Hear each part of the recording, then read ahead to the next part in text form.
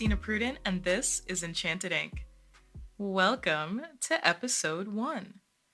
I'm so excited to bring you along as we explore the folklore and mythos behind all things magical. Just a little bit of background about me. I've always been into magic and the supernatural, really, as long as I can remember. No, as a matter of fact, we have my dad to thank. He started all of this. I had largely ignored the Harry Potter craze as it was happening. At the time, I was still very much into like Babysitter's Club and things like that. But I'll never forget. My dad had gone to Costco grocery shopping, and he came home and put down this huge book in front of me. And I'm like, and he says, all the kids your age were crowded around this, so I got you one. Okay, thanks, Dad. It's the thought that counts. But the rest is history. I read it in like 13 hours straight. I didn't even go to sleep. I couldn't believe it. I'd never read anything like it. And that was it. Suddenly, I was in love with fantasy and I wouldn't read anything else. But as I descended deeper down the rabbit hole, reading all types of fantasy, not just Harry Potter, really anything I could get my hands on, I started to wonder about the origins. Is this stuff real? Could this be true? So I researched, and it became one of my biggest hobbies. So now, here I am with a lot of knowledge that I can't wait to share. But that's enough about me, because today we're discussing the Salem Witch Trials, as depicted in the novel Witch Child by Celia Rees. It follows a 14-year-old girl on her journey from England to Massachusetts, where she ultimately gets wrapped up in the beginnings of a witch panic in 1659. But before we jump into any of that, let's first talk a bit about the history of witchcraft. Magic and witchcraft are a common thread in every country all over the world since antiquity, since the beginning of history. You can find old folk tales and superstitions dealing with mystics, shaman, and just straight up witches, people with powers, all over in every culture's oldest stories. If you look at Asia, there are the legends of the Tsukimono in Japan, which are evil spirits that would possess an animal and attach itself to a family as their familiar. And that's another common thread too, the idea of the familiar, of this animal or creature that would attach itself to either a family or an individual and help them channel their magic or help them perform magic. Again, this is one of the reasons I got into this stuff, because all these different cultures all over the world came up with all of the same types of mythology well before travel and trade brought them together. How does something like that happen unless there's some kind of kernel of truth to it, right? But for now, we'll focus on the Tsukimono. We'll talk more about that later, probably in another episode. So, the Tsukimono. These families were both feared and respected by those around them for their supposed ability to control this magic and bring good luck to their loved ones or terrible bad luck to their enemies. So the legend says. Or another example of ancient witchcraft would be the Wu in China, who were more deeply rooted in mysticism like divination or fortune telling. West Africa is where we see the origins of witch doctors and herbal healers and practices like voodoo and Santeria, which made their way to the Americas and the Caribbean during the slave trade. Things like obia, voodoo dolls, hex bags have all taken on a life of their own in modern pop culture and are largely misunderstood, but that's a whole other topic that we'll also end up exploring later on. Now, Europe saw a shift in sentiment toward magic away from their positive 12th century legends of benevolent Merlin and Stonehenge. As Christianity took an even stronger hold, witch hunts occurred in waves throughout the 14 to 1600s, largely fueled by the Protestant Reformation. And along with that came the punishments like burning witches at the stake, which was an honor previously reserved for heretics. So as pilgrimage and migration started, those same superstitions made it over to the Americas and led to possibly the most infamous witch hunt of all time, the Salem Witch Trials.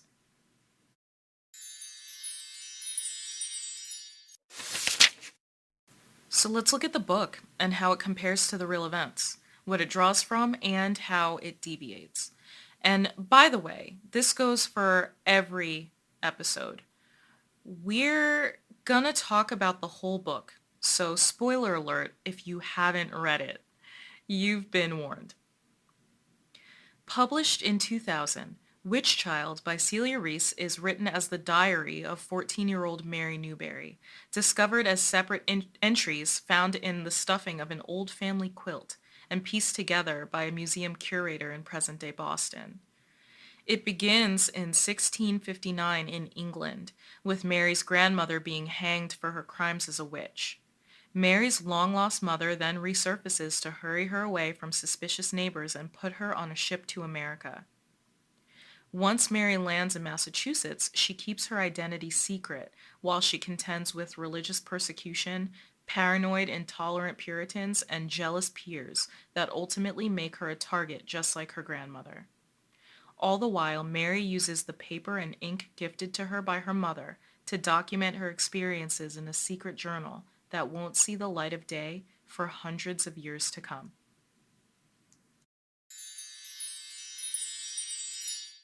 Witch Child is widely regarded as an incredible work of historical fiction. It made a huge splash in the early 2000s when it was first released, and it still resonates 20 years later. And I think the primary reason for that is the accuracy. It's narrated in a limited first-person viewpoint, meaning we're only privy to Mary's perspective.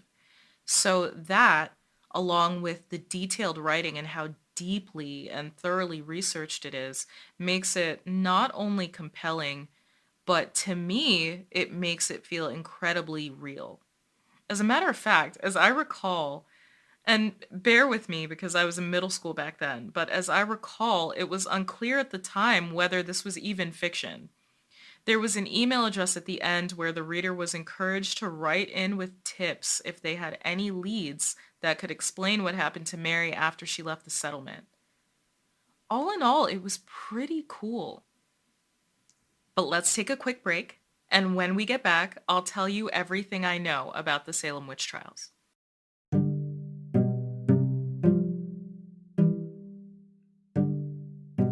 If you haven't heard of Anchor, it's the easiest way to make a podcast. Let me explain. First of all, it's free. Completely free. I love free. I'm sure you love free. So that should be motivation enough. But the cool thing about it is, it allows you to record and edit your podcast right from your phone or computer. Anchor will distribute your podcast for you so it can be heard on Spotify, Apple Podcasts, and many more. And you can make money from your podcast with no minimum listenership. It's everything you need to make a podcast in one place. So download the free Anchor app or go to anchor.fm to get started. And now, back to the show. Okay, so now that we have context, we can talk a bit about the historical significance. What we see with Witch Child is an introduction to the precursor to what most think of as a witch. In the book, Mary's grandmother was a healer, or what they called at the time a cunning woman, which is actually a term that originated in southern England and Wales. Historically, these healers were usually older, widowed women. Sometimes they were men, called wizards, incidentally, or wise men, but the overwhelming majority were women, which comes into play as part of the politics of the witch hunts and why they were so widespread.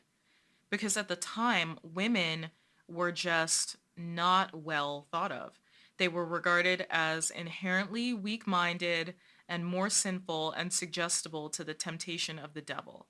So it was never really a far leap to think that a folk healer could really be a dark witch. Either way, they were outcasts. But in a time when doctors were scarce and most villages just didn't have one, they relied on the cunning women for medicines and remedies for common ailments like cold, flu, fever, things like that. They oftentimes didn't attend church, which did not help their reputation. But even if they did, because there were no men in the household, be that, husband or son or whatever, they usually lived in relative poverty on the outskirts away from everyone else. And as a result, the church authorities were generally very suspicious of them and assumed that because they practiced this folk magic, they were all evil witches in league with the devil, and that he was giving them power in exchange for their loyalty. Uh, as I said, anything is really within the realm of possibility if you're paranoid enough, and they were, but at least to the common people, there was a distinction between cunning women and witches. And again, cunning women were not necessarily fully accepted, but they were tolerated as long as things in the settlement were good. The moment crops failed or livestock began to get sick, they were the first to get the blame. It was just easy to scapegoat the fringes of society for things that they couldn't explain or blame them for drawing God's wrath upon them. And it wasn't just them. Eventually, any woman within the village could end up accused for any reason, and the men too. We talked about how there was a lack of doctors, but oftentimes there were apothecaries who were similar to the cunning women. They knew a lot of the folk remedies and herbal remedies for the different ailments. I think I would compare it to like a modern day pharmacist. So they were generally respected, but they weren't exempt. No one was. These settlers, you know, you have to think about the fact that they weren't used to the harsh, barren New England winters. They're coming from England, and England just does not get the kind of winters that you get in Massachusetts. So the constant threat of starvation and possible attacks from neighboring Native American tribes, whose land they were more than likely encroaching on, created the perfect conditions to fuel their suspicion and resentment toward each other. Now, as I mentioned, witch lore and witch hunting go back as far as time itself. In 1486, a clergyman named Heinrich Kramer wrote the Malleus Maleficarum, which translates to Hammer of Witches.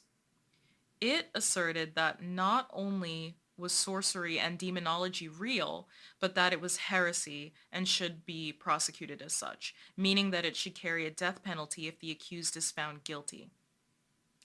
Prior to this, belief in witchcraft was looked down upon as pagan superstition, but Kramer gave it legitimacy, which is so wild if you think about it, that a man of marginal influence at the time decided to sit down and write a book about, whatever was going on in his imagination, whatever he felt about women at the time, and it went on to ruin lives for centuries thereafter. That is crazy to me. But anyway, the Catholic Church officially banned the book in 1559, but witch hunters continued to use it as an instruction guide on how to identify and convict witches for hundreds of years. And incidentally, the massive spread is attributed in large part to the invention of the Gutenberg printing press. For more than 100 years, it was the second best-selling book in all of Europe after the Bible. In the opening of Witch Child, Mary describes how they put her grandmother through the witch tests from the Malleus Maleficarum to try to force a confession. So check this out. These were some of the tests. Pricking was when the witch hunter would stab the accused with long pins looking for a numb spot where no blood ran. And that's where they believed the familiars fed from.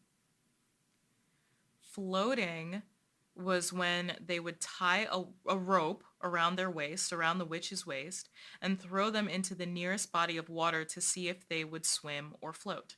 And the theory was that they had forsaken the sacrament of baptism, so the water would reject them. So if they floated, that meant that the person was a witch, and they would, pull them back by the rope and make them stand trial and ultimately execute them for their crimes. Now, if they didn't float, it meant that they were innocent, but more often than not, they would drown before anyone had a chance to pull them out of the water. Not that it mattered though, because either way, these people on this witch hunt were getting rid of the woman in town that they didn't want around any longer or that they were suspicious of. Now, the Lord's Prayer, this test is actually used to detect any type of demonic presence, including possession. But they would ask the accused to recite the Lord's Prayer or Our Father without any mistakes. And any error was sure proof that you were in the devil's grip, rather than just nervous or even illiterate, which was super likely at the time. And then there was the idea of witch marks. The suspect was stripped down and publicly examined for the mark that they receive when they seal their pact with the devil. So basically, any birthmark, mole, or scar, which most people have, was used as proof that they were a witch. The point is that these are clearly, these all amount to torture and are designed to make people confess. But whether they confessed or not, once the settlement or the pastor, whoever, decided that this person was a witch, there really wasn't any coming back from that. There wasn't any good way to prove your innocence. Paranoia and superstition mixed with jealousy really made it so easy for the witch hunts to gain momentum. In Mary's case and in the actual Salem Witch Trials, the accusations started flying after 3 young girls in the settlement started going into what was described as fits, like seizures and spasms, and they essentially descended into psychosis. It's still unclear to this day what the actual cause was. There are a number of theories, the 2 most popular being epilepsy and ergot poisoning, which was first introduced in a study published in Science magazine in 1976, which suggested that ergot was caused by eating bread made with grain that was infected with a naturally occurring fungus, which happens to be what LSD is derived from. So essentially that they were tripping. Or that they were just bored and faking, and the hysteria caught on. Because it started out with just the 3 girls, but as time went on, more and more people were claiming to be bewitched. Whatever the reason, the Salem Witch Trials went on to become one of the most infamous events in early American history. And as famous as this story is, you never really hear about how it ends. I actually had to look this up. So the events of Witch Trial took place in 1659, but the actual Salem Witch Trials lasted from 1692 to 1693. The last trial was held in May of 1693, and the survivors and family members of the accused petitioned for compensation and for any guilty verdicts to be thrown out to clear their relatives' names. In 1711, the judgments against all of the accused were reversed and survivors were authorized for compensation. And of course, the church immediately took the position that they never supported the witch hunts. And so that really left a black eye on the reputation of the Puritans and the New World settlements in the decades immediately following. Because remember, the whole reason that people are fleeing Europe for the New World was to escape religious persecution. They wanted religious freedom, and the colonies were supposed to be that fresh start, but the events at Salem just proved that old superstitions die hard. Now, if you go to Salem, Massachusetts, they of course really lean into that history, and their tourism is very much centered around witches and hauntings. They've got the Salem Witch Museum, old cemeteries, just a lot of cool historical sites and attractions to tour and learn about. I lived in Boston for a long time, and Salem was always one of my favorite places to visit, especially in October leading up to Halloween. They always had really fun parades and block parties and things all really centered again around that supernatural, paranormal history that they have, that they truly embrace. It's also interesting, although not surprising, that they have a pretty strong representation there of modern witchcraft with like Wicca shops and vendors that sell things like crystals, incense, sage, and any other new age supplies that, if you wanted to start getting into magic as a beginner, that's where you would go. So that's it. Thank you for listening to Enchanted Ink. If you have anything to add or share about the Salem Witch Trials, or if you have some ideas of other topics you want me to cover, reach out to me. You can find me on Facebook and Instagram at Enchanted Ink Podcast, on Twitter at Enchanted Ink Pod, and on the web at enchantedinkpodcast.com. And if you like the show and want to hear more, make sure you subscribe on Spotify, Apple Podcasts, or wherever you like to listen. See you next time.